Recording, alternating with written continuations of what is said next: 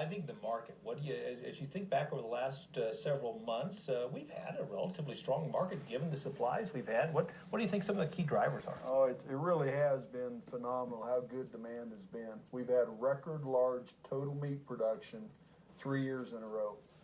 We produced 13 billion more pounds of total protein in the last 3 years compared to what we did in a 5-year average in here at 91 billion pounds. Now we're at 114 billion pounds. So it's been phenomenal what we've done, and it's all been domestic demand and export demand.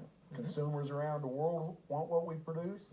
Domestic consumers want what we produce. We're going to have consumption nearly back to all-time highs for red meat and poultry in 2019.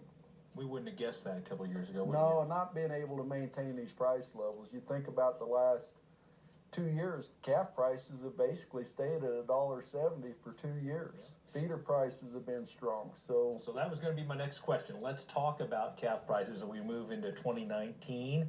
What are your thoughts and recommendations for these cow-calf producers about what they might expect? Well, we obviously have a major benefit that so much of the U.S. is wet. So we've improved our feed quantities out here. Water is no longer a problem in the southern and central plains region. So green grass and profitability, those are the two most important things for cow-calf and stocker operators, and that looks excellent. We think prices will be a little bit softer in the next year, but not very much. You know, we're starting out the year in very good shape. Demand is good. And on the Fed side, we've got a weather market playing out right now where these pen conditions are wet, so that's going to keep this whole market propped up and underpinned for a period of time. Gotcha. And so you think you're pretty positive about the feeders' opportunity for profit in 19 as well?